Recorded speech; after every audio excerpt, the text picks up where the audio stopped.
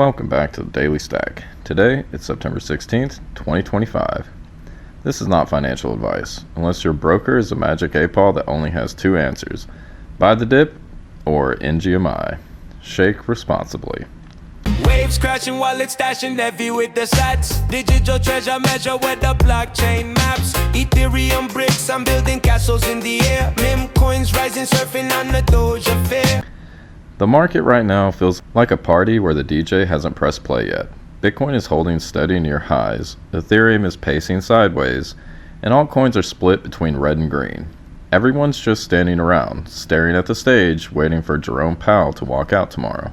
And that's the big story hanging over everything. The Fed's rate cut decision, the safe bet is 25 basis point cut, which is already baked into the market. That outcome gives crypto enough oxygen to keep floating, like a slow puff of air into a balloon.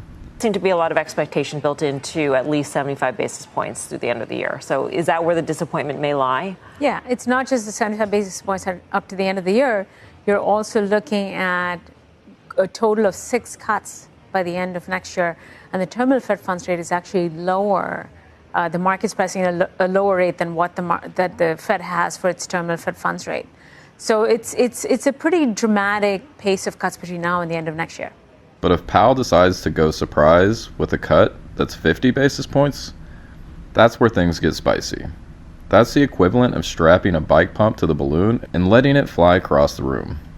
Liquidity would roar back, shorts would get squeezed, and Bitcoin could rip higher with alts bouncing along for the ride. Of course, there's the nightmare scenario too. No cut. And that would be like the AC breaking on the hottest day of summer.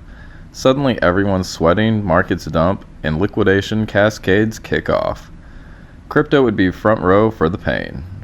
So what do you think we'll hear from Powell? He was surprisingly dovish the last time we heard from him. What are you expecting tomorrow? He did surprise me at the Jackson Hole meeting because he's been kind of leaning towards no cuts, and then he kind of pivoted very quickly to cutting at the September meeting.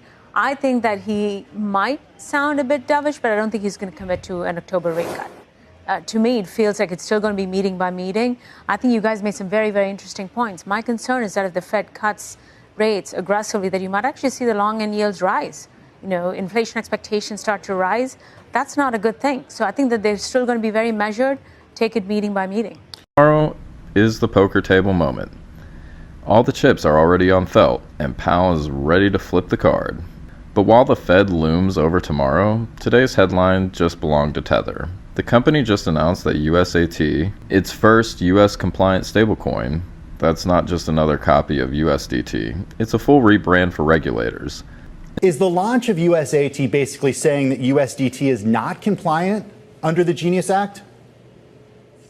Absolutely not. So we have expressly said a few times now that also USDT will be compliant with the Genius Act under the Foreign Issuer Protocol. And there is a pathway in the Genius Act to make it happen, and that's what Tether is focusing on. But at the same time, we felt the need to create a domestic stablecoin in the United States that is focusing on the actual needs of the US market. It is a very efficient market compared to all the emerging markets in developing countries where USDT is leading the way into financial inclusion and growth and banking the unbanked or the underbanked. Instead of the Wild West sheriff running around offshore, Tether's now trying to walk into Washington in a tailored suit. The structure is different. USAT is being issued through Anchorage Digital Bank.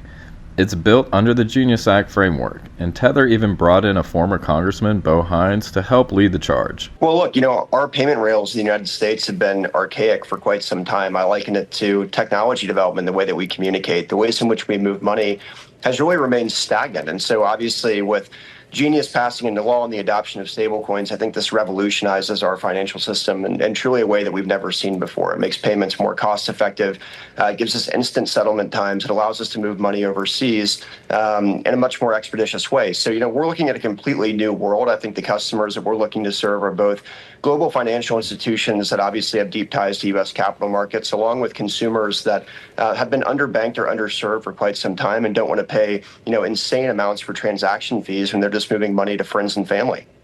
And here's the kicker. No yield. They're not playing the interest game. This is meant to be a clean, boring $1 coin that regulators can nod at without flinching. For years, Circle's USDC has been the only kid allowed to play on US soil. The quarterback who always got picked first because no one else had cleats. But now Tether's showed up with full gear and it's ready to play.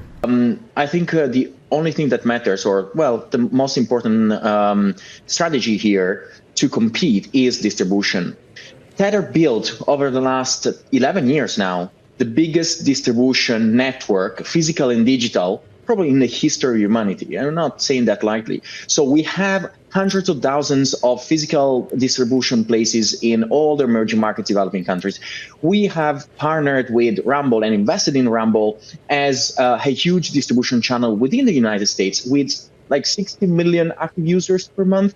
I mean, our ability, and we have partnered, we have invested. So we don't have, like our competitors, to rent out the distribution channels. We own them, we partner with them, and so we can leverage to maximize the profitability, but also reinvest in our own ecosystem to make it wider, to make it more efficient and cost-effective for every single user. If institutions suddenly have 2 compliant stablecoins to pick from, Ethereum and every chain acting as the financial plumbing stand to benefit big. Think of it like Tether running a street food cart one day and open Michelin-starred restaurant the next. Same chef, new kitchen, health inspector approved. In other news, Arbitrum had its own drama today with a huge token unlock. 92.65 million ARB tokens just hit circulation, or about $92 million worth, or 2% of the supply. Unlocks are tricky. Sometimes the market shrugs, and other times it feels like it's opening the doors at a concert and watching the whole crowd surge forward. For Arbitrum, this is a test of faith. If the token holds steady, it's proof the community believes in the long game and isn't rushing for exits. But if ARB starts sliding, the optics are brutal. Competitors like Optimism, Base, and ZK Sync would pounce on that weakness, pointing to the cracks in the armor of the current L2 king. Arbitrum still wears the crown for TVL, but every unlock day is a reminder that kings can bleed too. Today is basically letting lions out of the cage. Maybe they just yawn and nap, but maybe they roar and chase gazelles. Either way, the gates are open. Before we wrap, here's your tip of the day. When the market's waiting on a macro event as big as the Fed, sometimes the best trade is no trade. Sitting in stables might feel boring, but boredom is a lot cheaper than catching a liquidation wick. It's like fishing. You don't cast your line in the middle of the thunderstorm. You wait until the sky's clear, then reel in your catch. So here's the stack for September 16th. Tomorrow's Fed decision is the coin flip that sets the tone for the rest of September. Tether's new USAT stablecoin signals that the stablecoin wars are going federal, and Arbitrum's 92 million unlock is testing both liquidity and loyalty. Macro, regulation, tokenomics, all colliding right now. Only ever click the official hardware link in the episode description. Skip Discord promos, Twitter DMs, or meme giveaway hypes. Your keys remain sacred. So stack smart, stack daily, and I'll see you DGens tomorrow.